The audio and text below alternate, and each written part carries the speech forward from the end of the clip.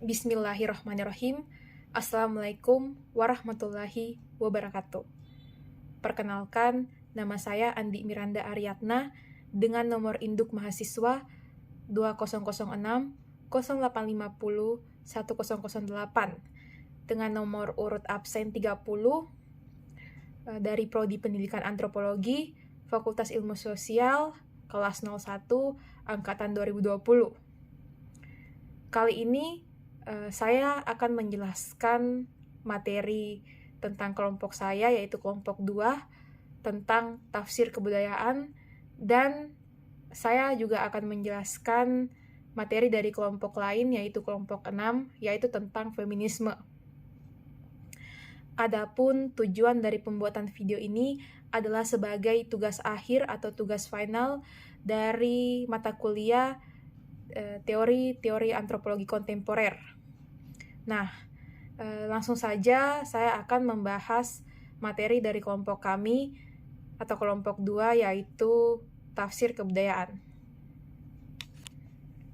Jadi, kebudayaan menurut pandangan Clifford Geertz adalah sebagai satu sistem makna dan simbol. Jadi, kebudayaan itu adalah sistem makna dan simbol. Ketika individu-individu mendefinisikan dunia atau memahami dunianya, menyatakan apa yang dia rasakan, menyatakan apa yang dia inginkan, apa yang dia pikirkan, dan menilai apa yang ada di sekelilingnya.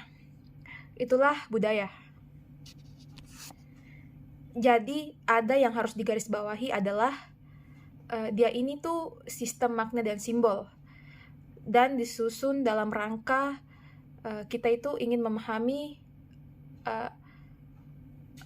dunia kita, dan kita ingin mengungkapkan apa yang kita rasakan, apa yang kita inginkan, dan kita memberikan penilaian-penilaian terhadap apa yang terjadi di sekeliling kita. Jadi, hakikat dari budaya itu adalah satu sistem makna dan simbol. Berarti budaya itu adalah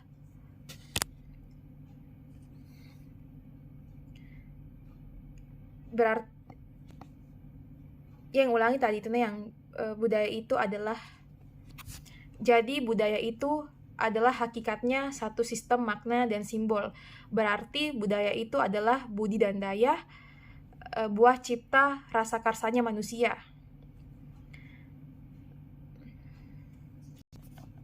Dalam Clifford Geertz, simbol dan makna, salah satu contohnya ialah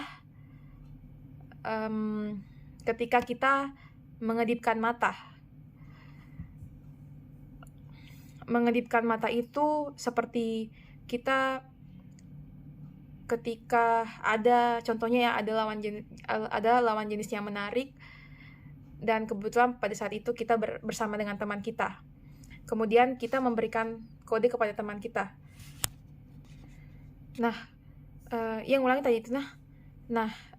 Kode itu kita mengedipkan mata kepada teman kita.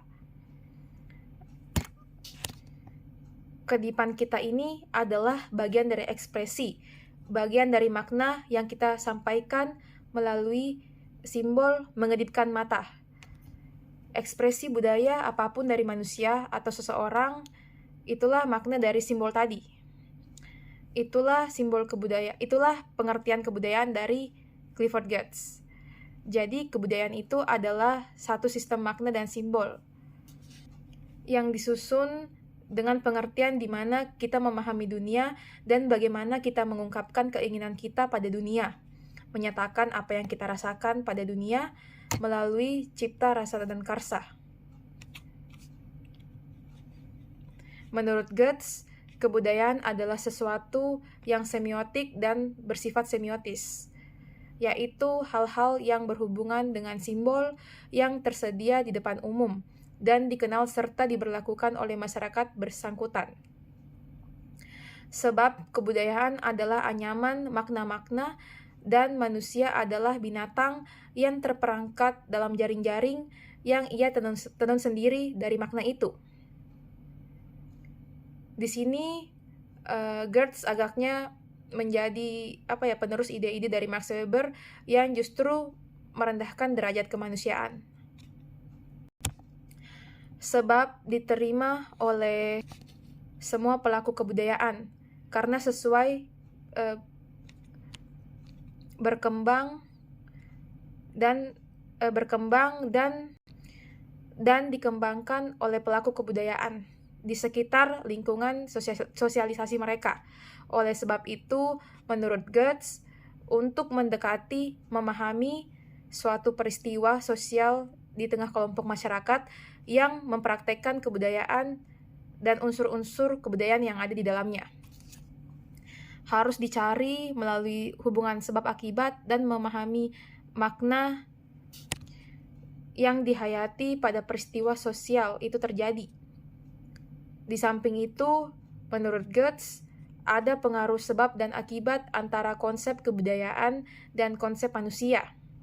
Sesuatu konsep kebudayaan yang diciptakan oleh penciptanya, kemudian dipertahankan secara turun-temurun, akan membawa pengaruh terhadap konsep manusia yang kemudian, atau apapun yang dilakukan oleh manusia kini yang menerima atau meneruskan konsep kebudayaan dari para pendahulunya yang dipengaruhi oleh konsep kebudayaan yang dijalankannya. Melalui tafsiran kebudayaan, Goetz melakukan pendekatan dari hal yang umum, kemudian dibawa oleh pemahaman yang khusus.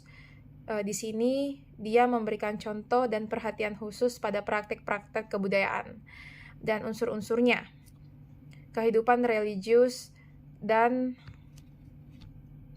tatanan kultural religius pada masyarakat Bali yang kuat, sehingga walaupun masuknya kebudayaan modern di Bali,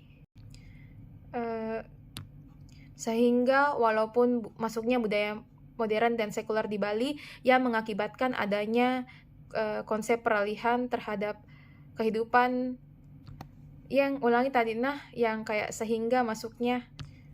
sehingga walaupun masuknya kebudayaan modern dan sekuler di Bali yang mengakibatkan adanya perkembangan dan peralihan konsep pemikiran orang Bali tentang kebudayaan, mereka itu mampu mempertahankan nilai-nilai kehidupan tentang kultural religiusnya.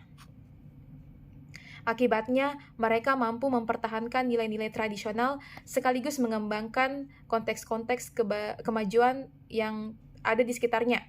Dengan pola mempertahankan inilah yang menjadikan Bali tetap menjadi pusat daerah wisata karena adanya objek pariwisata yang bernuansa cultural religius. Goetz juga menguraikan perkembangan dan pertumbuhan kebudayaan, evolusi pemikiran dari primitif kemudian berkembang menuju kemajuan yang modern. Tetapi pemikiran dan konsep tersebut tidak membawa praktek-praktek kebudayaan yang maju.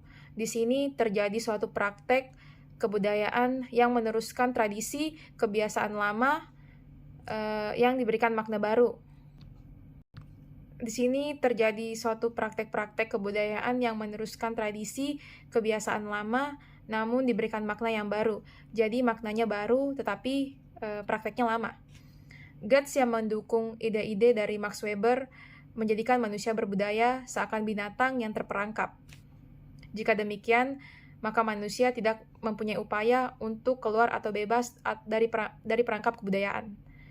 Ia hanya bisa menunggu bantuan dari luar untuk membebaskannya. Jika tidak ada, maka dia akan mati dalam perangkap tersebut. Padahal dalam hal yang lain dalam kebudayaan, padahal dalam bagian lain dalam tafsir kebudayaan, Goetz menguraikan tentang adanya evolusi pemikiran ini. Berarti jika manusia mengalami perkembangan pemikiran, peralihan atau perangkap yang menjeratnya atau ada di sekitarnya selain itu, Gertz juga tidak menguraikan dan memberikan perbedaan. Yang ulangi tadi yang Gertz juga tidak menguraikan dan memberikan perbedaan antara konsep kebudayaan dan konsep manusia. Ia hanya menunjukkan adanya dampak yang diakibatkan oleh konsep-konsep kebudayaan terhadap konsep manusia. Ini berarti manusia mendapatkan dampak yang buruk maupun baik dari kebudayaan. Hal tersebut perlu dipertanyakan, sebab jika kebudayaan merupakan karya manusia, maka konsep-konsep atau nilai-nilai dalam kebudayaan dan unsur-unsurnya adalah juga hasil dari pemikiran manusia. Jadi manusialah yang menentukan konsep-konsep kebudayaan. Dalam memahami kebudayaan, khususnya kebudayaan Bali, Gertz memakai metode yang memahami makna secara umum dan universal. Dan kemudian menuju hal yang khusus ini, dalam hal ini adalah praktek-praktek kebudayaan Bali. Metode ini yang seharusnya dipakai untuk memahami kebudayaan suatu suku atau kebudayaan yang ada di Indonesia. Sampailah kita pada kesimpulan dari tafsir kebudayaan, yaitu tafsir kebudayaan adalah satu ilmu yang berusaha menggambarkan secara teoritik realitas sosial dan mendalami apa yang menjadi native point of view yang dimana bersifat deskriptif, khas dan tidak berupaya yang ulangi tadi deskriptif, yang ulangi tadi yang mulai dari deskriptif deskriptif, khas dan tidak berupaya merumuskan formula-formula hukum yang bersifat universal. Menurut Gertz, kebudayaan itu bersifat publik dan ideasional. Meskipun bersifat ideasional, kebudayaan tidak berada di kepala seseorang. Walaupun tidak dapat dibatasi apakah bersifat subjektif atau objektif, karena tingkah laku manusia merupakan tindakan yang simbolis, yaitu tindakan yang seperti percakapan, yang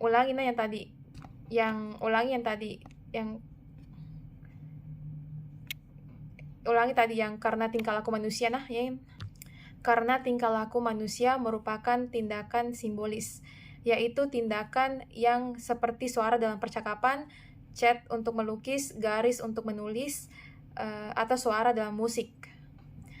Pertanyaan tentang apakah kebudayaan merupakan perilaku berpola atau suatu kerangka pikiran, atau bahkan keduanya agak tercampur menjadi satu dan kehilangan maknanya. Nah, itulah tadi penjelasan tentang tafsir kebudayaan dari materi kelompok 2 atau kelompok saya. Selanjutnya kita akan beralih ke materi kelompok 6, yaitu materi tentang feminisme. Jadi secara etimologis, feminisme berasal dari bahasa Latin, yaitu femina, yang jika diterjemahkan dalam bahasa Inggris menjadi feminim, yang memiliki arti bahwa memiliki sifat sebagai perempuan. Kemudian kata feminim itu ditambahkan imbuhan isme menjadi feminisme yang berarti perihal perempuan, di mana feminisme itu merupakan gerakan yang menuntut yang di mana feminisme itu sendiri merupakan gerakan yang menuntut hak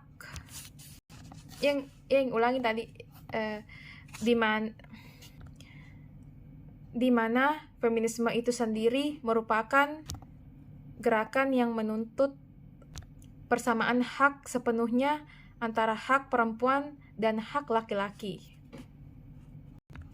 Pada awalnya, feminisme muncul ketika kaum perempuan mulai sadar untuk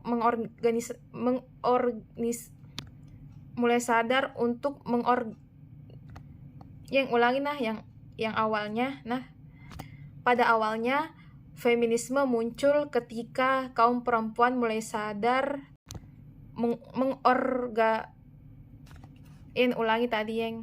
Pada awalnya feminisme muncul ketika kaum perempuan mulai sadar untuk mengorganisir dirinya dalam skala yang cukup besar dan efektif untuk memperbaiki keadaan mereka. Gerakan feminis ini dimulai sejak abad 18, di mana tokoh perempuan dari Inggris yaitu Mary Wollstonecraft menerbitkan bukunya yang berjudul A Vindication of the Rights of Women, di mana untuk pertama kalinya ide-ide abad pencerahan dikaitkan dengan kondisi perempuan. Dalam bukunya tersebut, Mary mengungkapkan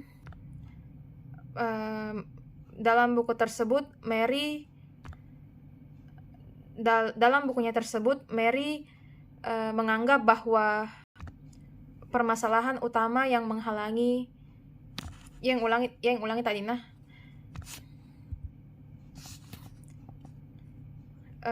dalam bukunya tersebut Mary mengungkapkan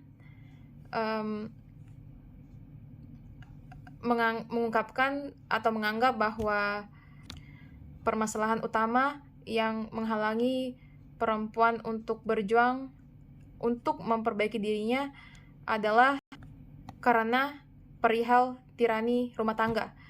Tirani rumah tangga yang dimaksudkan adalah pada saat itu perempuan hanya bisa berdiam diri di rumah dan ekonominya itu bergantung pada laki-laki, sehingga Mary mengajukan penyangkalan mengenai hak-hak politik, pendidikan, dan pekerjaan setara terhadap perempuan. Pemikiran dari bukunya inilah yang menjadi landasan feminisme modern. Lalu beranjak pada saat Revolusi Perancis, pada saat itu perempuan sudah diberikan kesempatan untuk menyingkirkan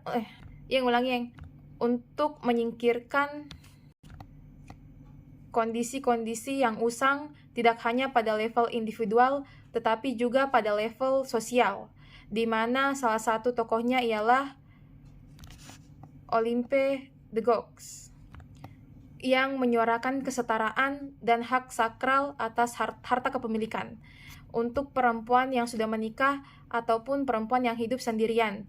Dan pada tahun 1700 pada tahun 1791 Olympe de Gouges menerbitkan deklarasi hak-hak perempuan di mana yang menyuarakan kesetaraan hak dalam hukum, pemerintahan, dan pendidikan. Lalu di Amerika, tokoh yang menyuarakan gerakan feminis adalah Elizabeth Cady Stanton, yang dimana pada tahun 1848 dia menerbitkan konvensi hak-hak perempuan yang memberi usulan resolusi radikal yang dimana perempuan harus turun ke jalan untuk berkampanye demi hak pilih. Setelah itu Elizabeth dan partnernya yaitu Susan B. Anthony berbicara di rapat-rapat seluruh negeri untuk membicarakan kondisi yang ulangi tadi yang setelah itu setelah itu Elizabeth dan partnernya yaitu Susan B. Anthony berbicara di rapat-rapat seluruh negeri untuk mengkampanyekan kondisi buruh perempuan, pernikahan atas upah dan hak milik perempuan, pendidikan dan hak milik perempuan, pendidikan. Yang ulangi. Setelah itu Elizabeth dan partnernya yaitu Susan B. Anthony berbicara di rapat-rapat seluruh negeri. Yang ulangi. Nah, setelah itu Elizabeth dan partnernya yaitu Susan B. Anthony berbicara di rapat-rapat di seluruh negeri untuk mengkampanyekan kondisi buruh perempuan, pernikahan atas upah dan hak milik perempuan, pendidikan dan hak pilih untuk perempuan. Mereka juga mengajukan banding ke parlemen untuk menentang undang-undang yang mengharuskan seorang majikan untuk membayar upah seorang pekerja perempuan dan suaminya. Setelah membuat petisi pada tahun 1850, akhirnya parlemen negara di sana mulai menunjukkan simpati terhadap gerakan dari konvensi hak-hak perempuan tersebut. Akhirnya pada tahun 1860,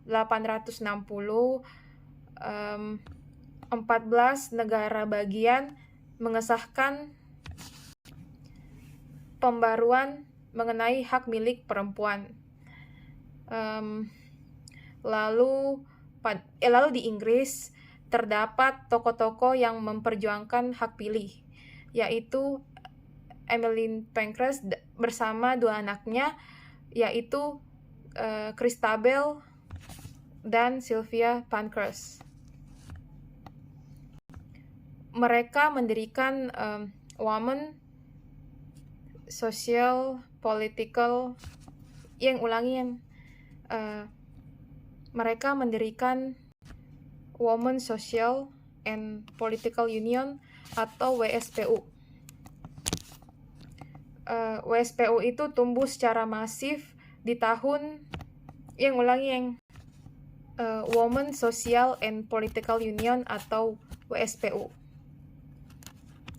pada tahun 1903.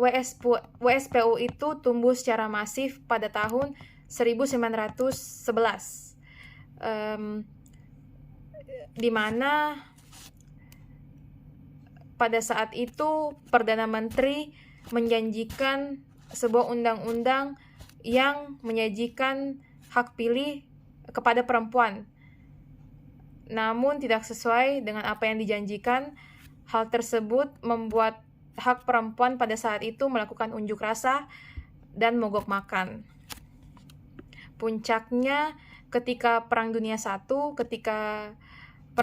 dimulai, maksudnya ketika Perang Dunia ke-1 dimulai, pemerintah Inggris melemah akibat perang tersebut dan bangkrut di hadapan serangan dari gencaran yang dilakukan perempuan pada saat itu. Akhirnya pada tahun 1918, kaum perempuan mendapatkan hak pilihnya. Setelah berbagai gerakan perempuan yang tumbuh menjadi kekuatan politik yang besar tersebut, yang menyebar ke seluruh Eropa dan Amerika Utara. pada intinya terdapat 3 arus utama feminisme, yaitu feminisme radikal, feminisme sosialis, dan feminisme liberal, di mana pada feminisme radikal permasalahannya itu lebih kepada patriarki, dengan gerakannya berupa kampanye dan demonstrasi, dengan melawan kekerasan laki-laki terhadap perempuan, pemerkosaan terhadap perempuan, dan pornografi. Sedangkan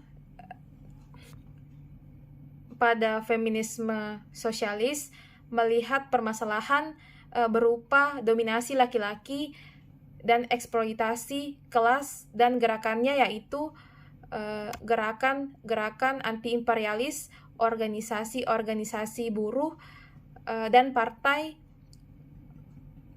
politik kiri. Sedangkan permasalahan pada feminisme liberal adalah prasangka mengenai sistem yang harus dikoreksi. Sedangkan permasalahan pada feminisme liberal adalah prasangka mengenai sistem yang harus dikoreksi dengan gerakannya, yaitu lobby-lobby pemerintahan yang pro dengan perempuan, mewujudkan deklarasi dengan melahirkan undang-undang kesetaraan hak.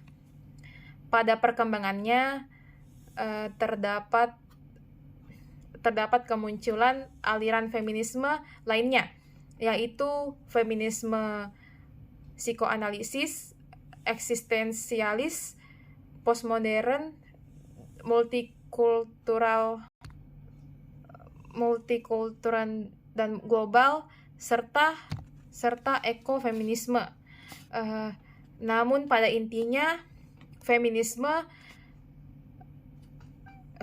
itu lahir karena kebangkitan perempuan yang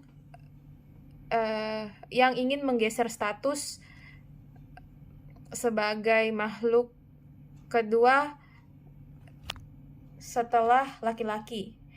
Pada intinya feminisme itu lebih pada perjuangan dalam rangka mentransformasikan sistem dan struktur yang tidak adil namun pada intinya pada intinya feminisme itu lahir karena kebangkitan perempuan yang ingin menggeser statusnya sebagai makhluk kedua setelah laki-laki. Pada intinya feminisme itu lebih kepada perjuangan dalam mentransformasikan sistem dan struktur yang tidak adil menuju sistem yang adil bagi perempuan dan laki-laki. Pada dasarnya kelompok feminisme ini hadir untuk melakukan perlawanan terhadap ketidakadilan. Ada hierarki, misalnya perempuan menempati posisi kelas 2 dari laki-laki dari hal apapun. Misalnya laki-laki diberikan prioritas.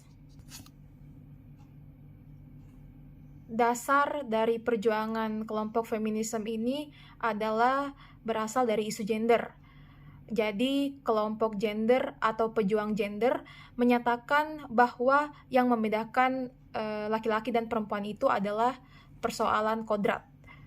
Bahwa secara fisik, perempuan memiliki alat reproduksi dan laki-laki tidak mempunyai alat reproduksi. Jadi, perempuan itu bisa hamil, melahirkan, dan menyusui. Kenapa kelompok feminisme ini hadir? Karena banyak orang yang tidak memahami apa itu gender. Jadi, gender itu adalah peran yang bisa dipertukarkan. Kemudian, dari istilah gender ini muncul istilah bias gender. Nah, yang membedakan antara laki-laki dan perempuan dari perjuangan feminis ini adalah 3 poin, yaitu hamil, melahirkan, dan menyusui. Selebihnya, perempuan dan laki-laki itu adalah sama. Jadi, selama peran itu masih bisa dipertukarkan, maka itu adalah isu gender. Tetapi, ketika tidak bisa dipertukarkan, itu adalah sesuatu yang telah kodrati. Isu gender dan isu jenis kelamin itu beda. Kalau gender itu adalah peran yang bisa dipertukarkan, nah itulah yang diperjuangkan oleh kelompok feminis. Ya, ulangi nah, yang isu gender dan isu jenis kelamin itu beda. Bentar nah. Isu gender dan isu kelamin itu beda. Kalau gender itu adalah peran yang bisa dipertukarkan. Itulah yang diperjuangkan oleh kelompok feminis. Karena kadang sesuatu yang bukan kodrati itu terkadang masyarakat membuat sebuah konstruksi sosial. Yang diperjuangkan oleh kelompok feminis itu mengatakan bahwa kadang orang mengatakan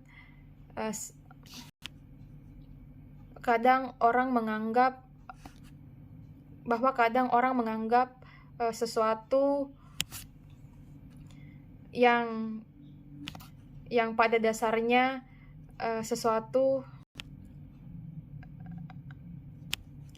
bahwa kadang orang menganggap sesuatu yang diperjuangkan oleh kelompok feminis itu mengatakan bahwa kadang orang menganggap sesuatu yang pada dasarnya hanya hasil dari konstruksi budaya seakan-akan dianggap sebagai kodrat. Misalnya ada perempuan yang menjadi pesepak bola dan ada orang yang mengatakan bahwa hal itu menyalahi kodratnya. Pernyataan inilah yang salah atau keliru. Yang menyalahi kodrat itu adalah ketika laki-laki melahirkan, menyusui, dan hamil. Nah, itu baru menyalahi kodrat. Tetapi ketika perempuan menjadi tukang ojek, memanjat pohon, perempuan menjadi kuli, itu tidak menyalahi kodrat. Nah, artinya perempuan memiliki hak yang sama dan akses yang sama terhadap profesi apapun. Selain 3 poin tadi, yaitu hamil, melahirkan, dan menyusui, maka perempuan dan laki-laki memiliki potensi yang sama. Nah, itulah tadi penjelasan tentang materi feminisme.